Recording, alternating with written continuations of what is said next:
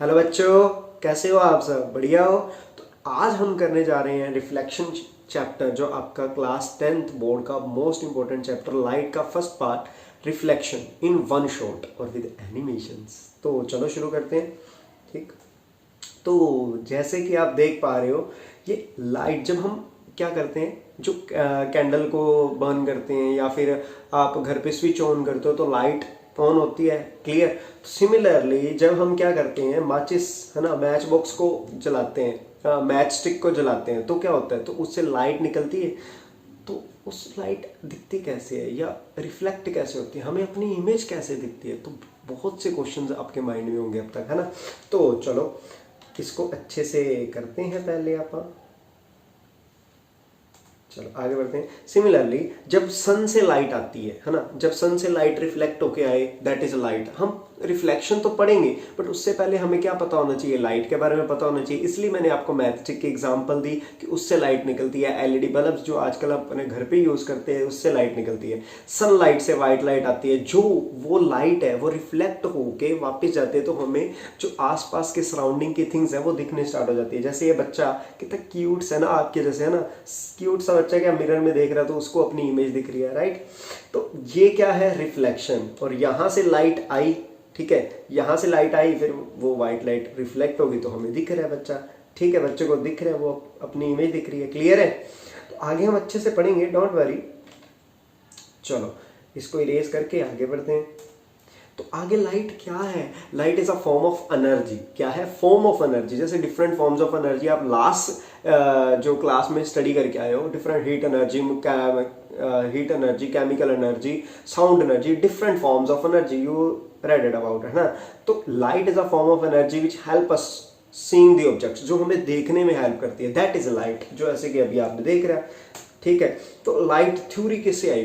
बेटा लाइट के ना ड्यूल नेचर होते हैं, दो फेस होते हैं। ओहो, कौन सा सर? पार्टिकल नेचर और बेटा वेव नेचर। सिमिलरली जैसे आप यहाँ पे देख पा रहे हो कि जो फर्स्ट वाली जो एग्जांपल है, ये वाली, है ना, ये पिक्चर क्या रिप्रेजेंट कर रही है, लाइट वेव आई, तो इससे इलेक्ट्रॉन्स एमिट हुए, जिसको आप क्या बोलते हो, फोटो इलेक्ट्रिक इफेक्ट। ठीक, यहां से ये जो इफेक्ट है, ये क्या रिप्रेजेंट कर रहा है, पार्टिकल नेचर को। और आपके सामने ही ये वेव एक रिप्रेजेंट हो रही है, जिसको बोलते हैं EM wave, electromagnetic wave. Light wave आती है ना, इसमें क्या होता है, ठीक है, इलेक्ट्रिक और मैग्नेटिक दोनों वेव्स होती हैं। ये रिप्रेजेंट वो कर रही है इलेक्ट्रिक फील्ड। ऐसे डांस करो, 1 2 3 4, 1 2 3 4, light, electric field, magnetic field, और जिस साइड ये प्रोपेगेट हो रही है आपको विजिबल हो रहा है, ठीक है। तो यही क्या रिप्रेजेंट कर रहा है, इलेक्ट्रोमैग्नेटिक वेव। क्लियर? तो अपने को दो नेचर तो पता चल गए, बट प्रोपेगेशन ऑफ लाइट होती कैसे है? डिफरेंट मीडियम्स होते हैं, तो डिफरेंट मीडियम्स में क्या लाइट अलग अलग प्रोपेगेट करेगी, आपको ये तो बड़े अच्छे से पता है। सबसे पहले है बेटा ट्रांसपेरेंट मीडियम। ट्रांसपेरेंट मीडियम एक ऐसा मीडियम होता है जिससे लाइट पास हो सकती है ना, रिफ्लेक्ट पास हो सकती है। सिमिलरली ओपेक मीडियम, लाइट को लाइट तो करेगी बट रिफ्लेक्ट नहीं होगी। जैसे आपके सामने है वुड की एग्जांपल, रिफ्लेक्शन वाली कौन सी थी, पास होने वाली कौन सी थी, वाटर वाली एग्जांपल, ये आपके सामने है ना। उसके बाद है बेटा ट्रांसलूसेंट, एक ऐसा मीडियम जो थोड़ा बहुत पास होने दे, जो जिसको तरस आ जाता है थोड़ा, अपने जैसे, है ना, पे तरस होता है, चलो थोड़ा सा आज पढ़ ही लेते हैं, क्या एग्जाम्स आने वाले, थोड़ा बहुत आज, जैसे फोगी हो गया ना। फोग क्या है, ट्रांसलूसेंट है, थोड़ी सी लाइट जाती है, थोड़ी सी नहीं दिखती, हमें आगे वाली लाइट्स आती हुई कभी दिखती है कभी नहीं दिखती, है ना, ट्रांसलूसेंट।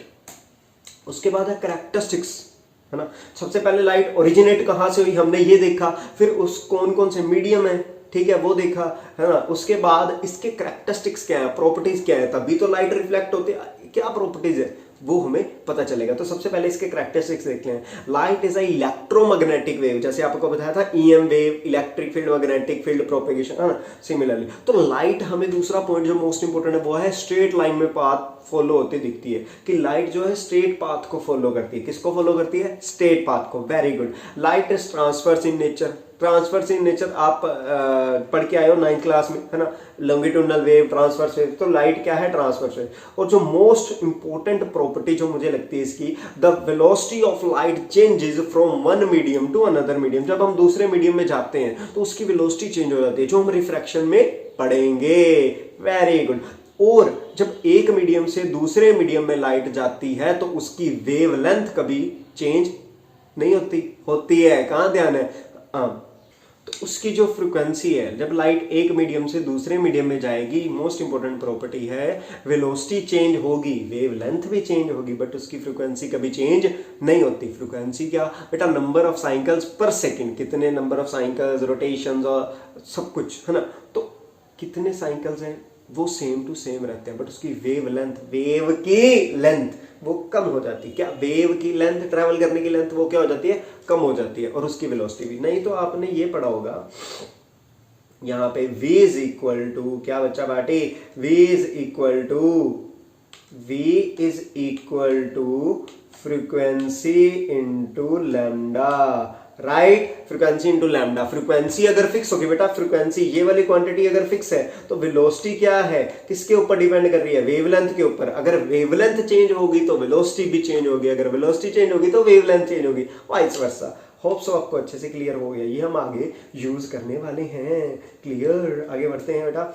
उसके बाद है इंपॉर्टेंट टर्म्स, क्या रिफ्लेक्टिंग सरफेस, लाइट क्या स्मूथ सरफेस से रिफ्लेक्ट होती है, पॉइंट ऑफ इंसिडेंस, कहां पे लाइट आके रिफ्लेक्ट हुई, कहां पे लाइट आके रिफ्लेक्ट हुई, उसके बाद नॉर्मल क्या है, रिफ्लेक्टेड क्या है, सब कुछ आपको यहाँ पे विजिबल हो रहा है। जैसे ये है सोर्स, यहां से लाइट आके स्ट्राइक हुई, ये है स्मूथ सरफेस, ये है इसका नॉर्मल। नॉर्मल बेटा जो 90 डिग्री पे होता है, नॉर्मल जो बेटा 90 डिग्री एंगल पे होता है, और ये इंसिडेंट रे, ये रिफ्लेक्टेड रे, ये नॉर्मल। तो ये है angle of incidence, angle of reflection. आपको एनिमेशन अच्छे से क्लियर हो रहा है, यस और नो? आवाज आनी चाहिए सबकी, आवाज तो नहीं, मैसेज कर सकते हो। चलो, लाइट क्लियर हो गया, उसके कैरेक्टरिस्टिक्स क्लियर हो गए, ये इंपॉर्टेंट टर्म्स क्लियर हुई। नहीं तो ऊपर वाली इमेज में आपको अच्छे से क्लियर हो रहा है, angle of reflection, angle of incidence, है ना। अगर किसी को कोई भी डाउट है तो जल्दी जल्दी टाइप करिए। ओके, तो नेक्स्ट बढ़ते हैं, लॉ ऑफ रिफ्लेक्शन। बेटा कोई भी चीज है, जैसे रिफ्लेक्शन हो रही है, इसके पीछे कोई रूल्स, रेगुलेशंस, लॉज तो होते हैं ना। जैसे आप स्कूल या कहीं भी जाते हो है ना स्टडी करने, तो आपको वहां के भी रूल्स फॉलो करने पड़ते हैं। सिमिलरली लॉ रिफ्लेक्शन को भी कुछ रूल्स को फॉलो करना पड़ता है। तो फर्स्ट रूल क्या है, ये कहते हैं incident ray, normal ray and reflected ray all lie in the same plane. Like देखो, incident ray, reflected ray and normal all lie in the same plane. जैसे आपको ये पिक्चर में भी विजिबल हो रहा है, incident ray, reflected ray and normal रे ऑल लाई इन दी एक ही प्लेन के अंदर है। सेकंड लॉ क्या कहता है, सेकंड लॉ कहता है angle of incidence is equal to angle of reflection. ठीक, मतलब जितना इंसिडेंट एंगल होगा उतना ही रिफ्लेक्टेड एंगल होगा। चलो आगे बढ़ते हैं। रिफ्लेक्शन कितने टाइप के होते हैं बेटा, स्मूथ और रफ, या फिर कह लो रेगुलर और इररेगुलर, जो आपकी बुक्स में आपको मिल जाएगा। Regular reflection and irregular reflection. Regular reflection क्या होता है बेटा, जब लाइट आप देखो, लाइट आई पैरेलल है ना, पैरेलल रेज आई, इंसिडेंट रे आई और वो रिफ्लेक्ट हो गई। रेगुलर रिफ्लेक्शन सिंपल बोलो, एक इंसिडेंट हुई उसका एक नॉर्मल बनेगा, दूसरी इंसिडेंट हुई उसका एक नॉर्मल बनेगा, ऐसे। तो जो उसके नॉर्मल्स होंगे ना वो पैरेलल होंगे। क्या होंगे, पैरेलल। जब भी नॉर्मल पैरेलल हो तो समझ आना ये कौन सा है, रेगुलर या फिर स्मूथ रिफ्लेक्शन हो रही है, स्मूथ सरफेस के ऊपर रिफ्लेक्शन हो रही है। ठीक है, रेगुलर रिफ्लेक्शन हो रही है कब, जब नॉर्मल क्या हो, पैरेलल हो, सारे नॉर्मल्स क्या आ जाए, पैरेलल आ जाए। ठीक, और उसके बाद है इररेगुलर। जैसे कितना रफ सा सरफेस है ना, टेढ़ा मेढ़ा सा, तो यहाँ पे इंसिडेंट रे आई और देखो कैसे फैल जा रही है रिफ्लेक्टेड रे। अब मेरा आपसे क्वेश्चन है, फिर मैं आंसर भी कर दूंगा, जो रेगुलर रिफ्लेक्शन में, इररेगुलर रिफ्लेक्शन में क्या लॉज ऑफ रिफ्लेक्शन होल्ड करते हैं, यस और नो? आप बोलोगे रेगुलर में तो करते हैं, इररेगुलर में करते हैं या नहीं, यस और नो? हरी आप आंसर करिए। अच्छा, तो आज के डेली लाइफ में अच्छा इंपॉर्टेंट कौन है, रेगुलर के irregular? Irregular, very good. Irregular क्यों बेटा, मान लो आपको मेरे यहाँ पे लाइट इंसिडेंट हुई और रिफ्लेक्ट हो गया, आपको मेरा ये फोरहेड तो दिखेगा, आईज नहीं दिखी, फिर मेरी चिक्स दिखेंगी, है ना। तो इतना जो पार्ट है वो कहाँ गया, वो नहीं दिखेगा, डार्क ब्राइट फ्रिंजेस बनने लग जाएंगे। इसीलिए रेगुलर रिफ्लेक्शन में ये ऐसा होता है। बट आपको तो मेरा फेस सारा दिख रहा है, मतलब ये कौन सी रिफ्लेक्शन हुई, क्या ये स्मूथ सरफेस है, नहीं। बट इसीलिए आपको ये टेढ़े मेढ़े से फेस पे, है ना, रिफ्लेक्शन आपको दिख रही है, इसलिए इसको क्या बोलते हैं, रेगुलर रिफ्लेक्शन। और इसमें पूरा फेस अच्छे से कवर होगा, इसलिए डेली लाइफ में हम बोल सकते हैं कि रेगुलर ज्यादा इंपॉर्टेंट है एज कम्पेयर टू रेगुलर। और अपने क्वेश्चन पे आते हैं। यस, रेगुलर और इररेगुलर जो मर्जी रिफ्लेक्शन हो, laws of reflection always hold करते हैं। क्या करते हैं, ऑलवेज होल्ड करते हैं। एंगल ऑफ इंसिडेंस कम होगा तो रिफ्लेक्शन भी कम हो जाएगा, ज्यादा है तो ज्यादा हो जाएगा, क्या बड़ी बात है। ठीक, चलो, उसके बाद है टाइप्स ऑफ नेचर। बेटा दो टाइप की इमेजेस बनती हैं, images, real image and virtual image. Real image क्या होती है, जो हमेशा इन्वर्टेड बनती है, और वर्चुअल इमेज हमेशा इरेक्ट बनती है। नहीं तो कभी प्लेन मिरर क्या है, पूरा कंगे शंगे से ना कॉम किया हो अपने हेयर्स को, पूरा रेडी शेडिया परफ्यूम डीओ वगैरह लगा के, जेल वगैरह लगा तैयार श्यार होते हो। मिरर कौन सा मिरर है, प्लेन मिरर। क्या जब रेडी होते हो क्या अपने ऐसे नीचे पैरों को देख के मतलब नीचे नीचे फेस आता है आपका कि हाँ आज तो बड़ा अच्छा लग रहा हूँ मैं, हाँ मस्त हैंडसम लग रहा हूँ, तो ऐसे ही देखते हो ना, सामने देख के करते हो, ऐसे थोड़ी नीचे देख के तैयार हो रहा हूँ, है ना। तो आपको इमेज कैसी दिखती है, सीधी इमेज दिखती है। और इरेक्ट इमेज कौन सी होती है, वर्चुअल इमेज होती है। तो प्लेन मिरर कौन सा इमेज बनाता है, वर्चुअल इमेज बनाता है। Virtual always erect and real always inverted. Is that clear? तभी हम आगे बढ़ेंगे, ठीक है। और रियल इमेज में ना जो लाइट रेज है वो खुद आके इंटरसेक्ट करते हैं, बट वर्चुअल में हमें अपीयर लगता है कि हो रही होंगी शायद, बट होता नहीं है, ठीक है, धोखा है सारा। उसके बाद प्लेन मिरर की बात कर रहे हैं। प्लेन मिरर में बेटा लेटरल इन्वर्जन होती है।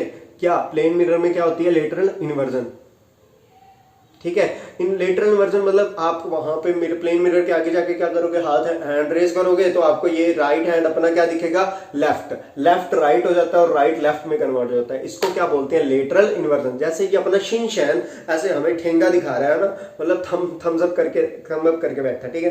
Okay, all the very best class 10th CBSE board, ये हमें ये बता रहा है कौन है, शिनचैन। शिनचैन बेटा all the best you too. आप पढ़ोगे तो नहीं बट फिर भी चलो ऑल द बेस्ट हमारा रख लो, है ना।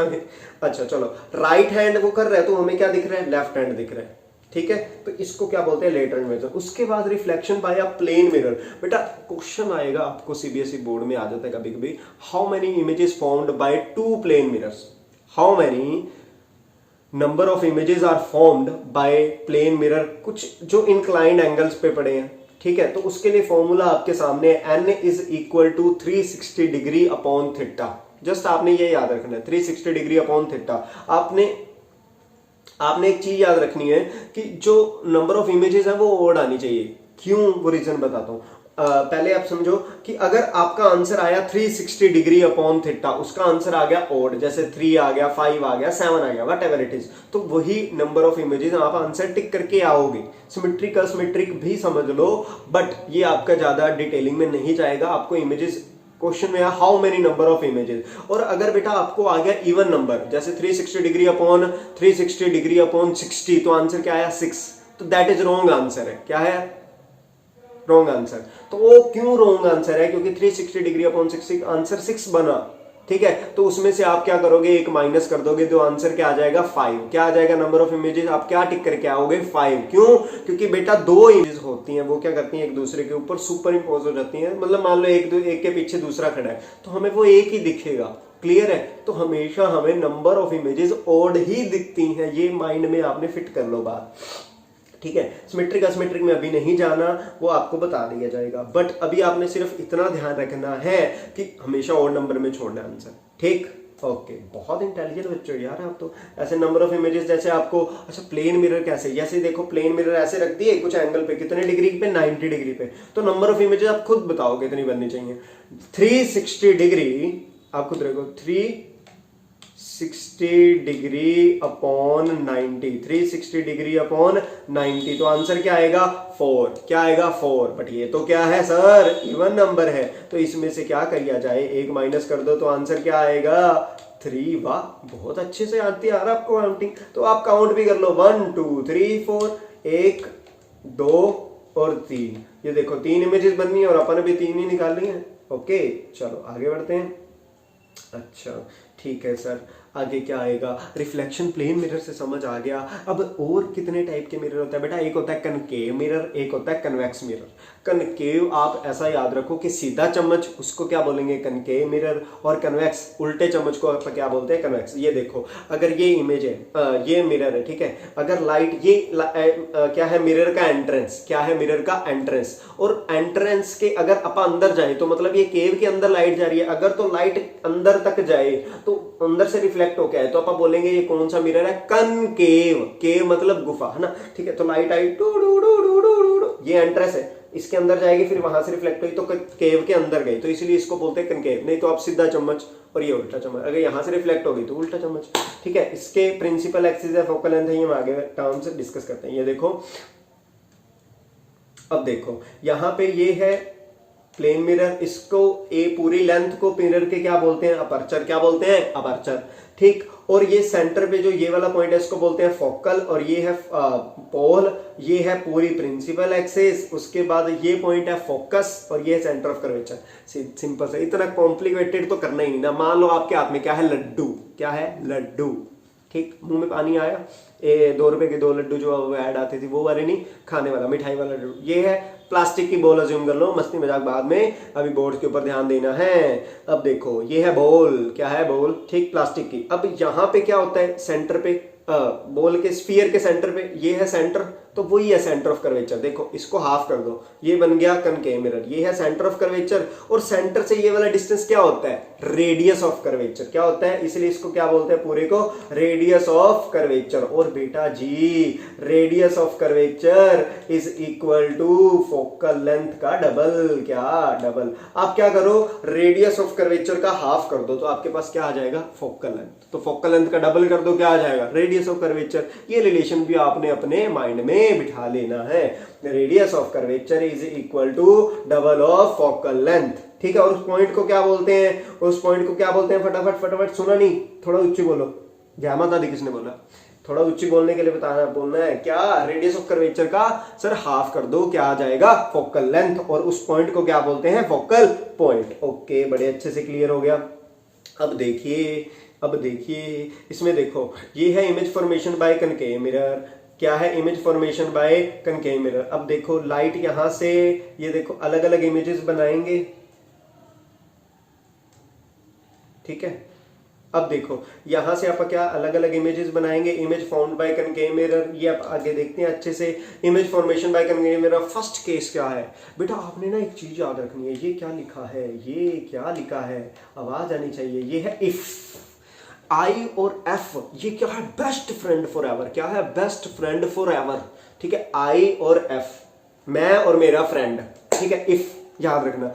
मतलब क्या है सर, अच्छे से समझाइए, हमें समझ नहीं आ रहा। अगर बेटा ऑब्जेक्ट इन्फिनिटी पे होगा तो इमेज फोकस पे आएगी। ऑब्जेक्ट इन्फिनिटी पे होगा, ऑब्जेक्ट अगर इन्फिनिटी पे होगा तो इमेज फोकस पे आएगी, और अगर ऑब्जेक्ट फोकस पे होगा तो इमेज इन्फिनिटी पे बनेगी।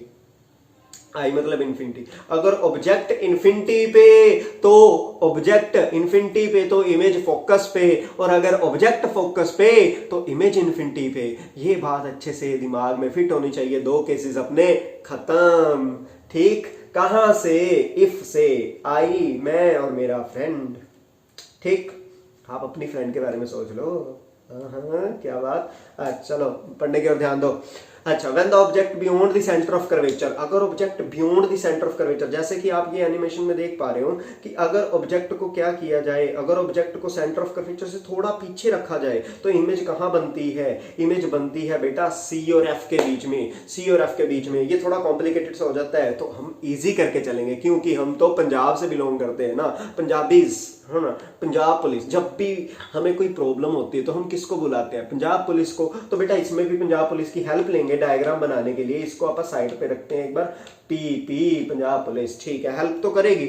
एक चीज आपने कॉन्सेप्ट को ध्यान में रखना है, जैसे जैसे ऑब्जेक्ट पास जाएगा, जैसे ये है मिरर, जैसे जैसे ऑब्जेक्ट पास जाएगा इमेज दूर होती जाएगी और बड़ी होती जाएगी। मेरे साथ दोबारा बोलेंगे सारे, जैसे जैसे ऑब्जेक्ट मिरर के पास जाएगा वैसे वैसे इमेज दूर जाएगी और बड़ी होती जाएगी। क्या होती जाएगी, उसका साइज जो है लार्ज होता जाएगा, इंक्रीज होता जाएगा। Is that clear. ऑब्जेक्ट पास जाएगा, इमेज दूर जाएगी और साइज बड़ा होता जाएगा। बेटा देखो कनकेव मिरर अगर क्लियर हो गया ना तो कन्वेक्स तो ऐसे चुटकियों में जाएगा। क्यों, वो आगे बताएंगे। कन्वेक्स लेंस सेम है। ठीक है, तो बड़े ही आराम से समझ आएगा। अभी इधर ध्यान दो, ऑब्जेक्ट रखा आपने बियॉन्ड द साइड, इसमें एक रह गई पैरेलल। ठीक है, दूसरी इन्होंने फोकस से निकाली है। चलो पंजाब पुलिस को भूल जाते हैं एक बार।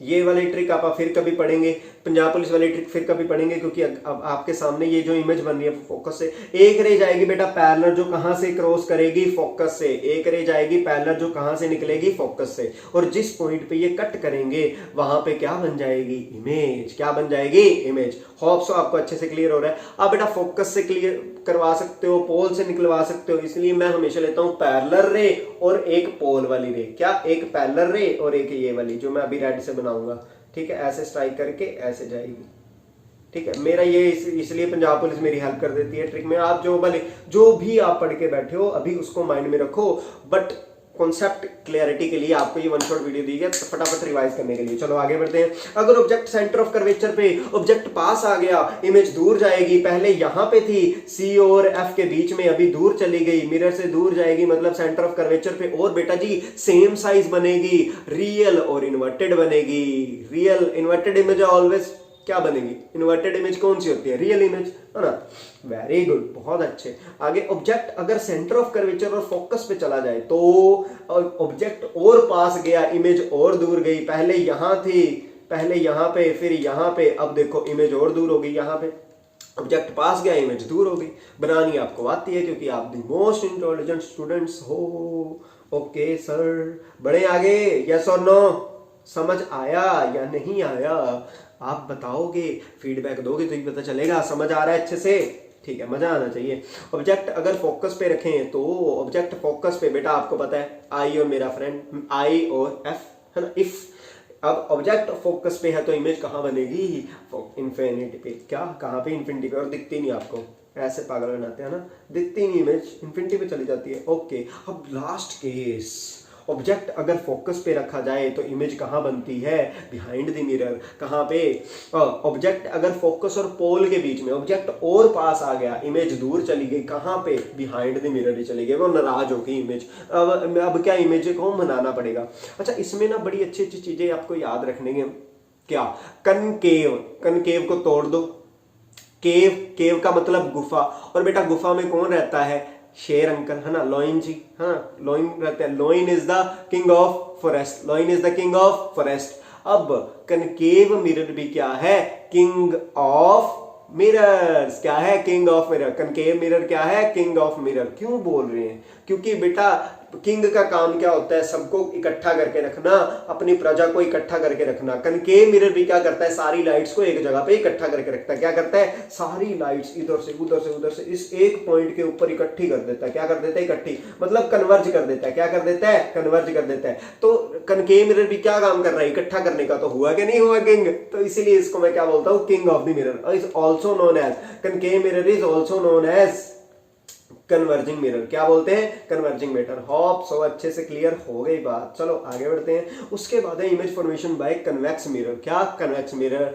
तो बेटा सिंपल, आई और मेरा फ्रेंड, अगर ऑब्जेक्ट इन्फिनिटी पे तो इमेज फोकस पे, अगर ऑब्जेक्ट इन्फिनिटी पे तो इमेज फोकस पे। अब तो अच्छे से याद हो गया। उसके बाद ये इतना कूल नेचर है ना, लड़ने वाला शेर जैसे है, कहां पे मर्जी आ जाओ, कहां पे मर्जी, हाँ यहीं पे खड़े हैं। तो सिमिलरली इस केस में भी क्या बोला जाता है, ऑब्जेक्ट को कहां पे मर्जी रख दो प्रिंसिपल एक्सिस के ऊपर, ऑब्जेक्ट को जहां पे मर्जी रख दो प्रिंसिपल एक्सिस के ऊपर, इमेज कहां बनेगी, फोकस और पोल के बीच में ही बनेगी। कहां पे बनेगी, फोकस और पोल के बीच में। और कैसी बनती है, पिचकू सी बनती है, जितना ऑब्जेक्ट उससे छोटू बनती है, डिमिनिश्ड, वर्चुअल और इरेक्ट। क्लियर, हाई फाइव दे दो अगर अच्छे से क्लियर हो रहा है, हाई फाइव फटाफट, वेरी गुड। आगे बढ़ते हैं।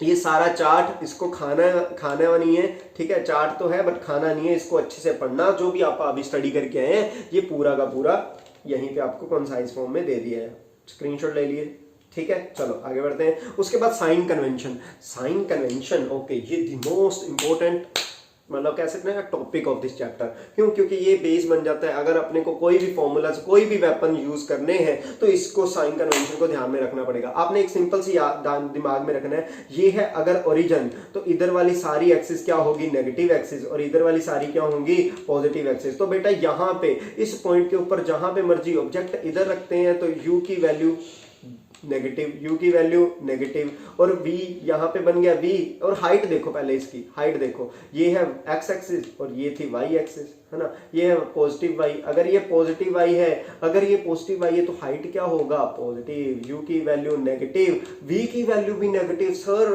क्योंकि यहाँ से देखो ओरिजिन से आप इधर काउंट करेंगे ना बेटा, ओरिजिन से इधर काउंट करेंगे, नहीं तो सिंपल सा फंडा याद रखना, जब भी साइन कन्वेंशन से डर लगे ना तो क्या करना है, ऑल इज वेल नहीं बोलना, संगेसर का नाम ले लेंगे, ठीक है, कुछ नहीं करना, नाम जपने से कुछ नहीं होगा।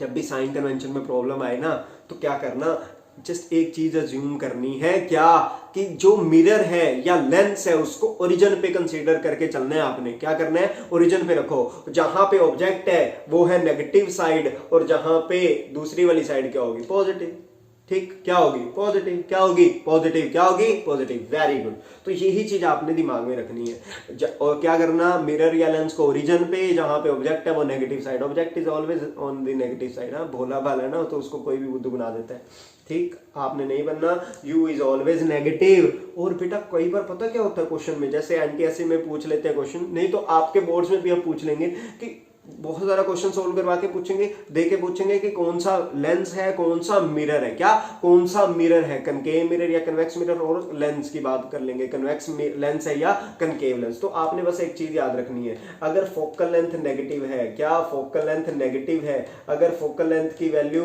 क्या है, नेगेटिव, अगर फोकल लेंथ की वैल्यू नेगेटिव, तो बेटा कौन सा मिरर है, कनकेव मिरर, कौन सा है, कनकेव, कौन सा है, कनकेव, कौन सा है, कनकेव। अगर पॉजिटिव आ जाए तो पॉजिटिव हमेशा लेंस कन्वेक्स के लिए, ये चाहे मिरर हो चाहे लेंस हो फर्क नहीं पड़ता, अगर फोकल लेंथ नेगेटिव है तो कनकेव मिरर, अगर लेंस पूछा हो तो कनकेव लेंस, और पॉजिटिव है तो आपको पता ही चल गया, ठीक। चलो आगे बढ़ते हैं, होप सो अच्छे से क्लियर हो रहा है, नहीं क्लियर हो रहा, आवाज नहीं, हो गया क्लियर, ओके वेरी गुड। उसके बाद इंपॉर्टेंट नाम बेटा सबसे पहले है मिरर फॉर्मूला, अब मिरर है तो उसको सोल्व करना पड़ेगा ना, तो mirror formula 1/v + 1/u = 1/f। v क्या है, distance of the image from the mirror, u क्या है, distance of the object from the mirror, and f is the focal length. उसके बाद है पावर डायोप्टर, ठीक है, इसके यूनिट पता, इसमें बच्चे पता क्या गलती करते हैं, यहाँ पे आपको क्वेश्चन में सेंटीमीटर में दिया होता है और यहाँ पे भी आप सेंटीमीटर में चिपका के आ जाते हो, ऐसा नहीं करना। डायोप्टर यूनिट कब आएंगे, जब 1/मीटर, फोकल लेंथ किस में होनी चाहिए, मीटर में होनी चाहिए, मोस्ट इंपोर्टेंट पॉइंट, इसको स्टार बना लो, ठीक। पावर क्या होती है, 1/फोकल length, but focal length in metre. उसके बाद है linear magnification, linear magnification m = -v/u, और you can write it as height of image upon height of object. Clear, magnification का मतलब क्या होता है, कितनी बड़ी इमेज दिख रही है as compared to the object, ठीक, अच्छे से क्लियर हुआ, ठीक है। एनिमेशन दोबारा देखना, मतलब ये पूरा लेक्चर अगर आपको नहीं क्लियर हुआ तो एक बार पीछे जाके दोबारा देखिए, होप सो आपको अच्छे से क्लियर हो जाएगा। तो अगर फिर भी कोई डाउट है तो आप मुझे मैसेज कर सकते हो, मुझसे जब मर्जी बात कर सकते हो, पूछ सकते हो कि सर ये डाउट है, या फिर अगर आप और कौन से चैप्टर पे वन शॉट वीडियो अच्छे से रिवाइज करने के लिए देखना चाहते हो तो मुझे मैसेज करके कमेंट करके बताइए, ठीक है, कमेंट करके अपनी फीडबैक्स दीजिए, जिससे मुझे भी मोटिवेशन मिलेगा। तो मिलते हैं अपनी नेक्स्ट वीडियो में, तब तक के लिए हंसते रहिए, मुस्कुराते रहिए और देखते रहिए विज्ञान पीडिया। बाय बाय, जय हिंद, वंदे मातरम।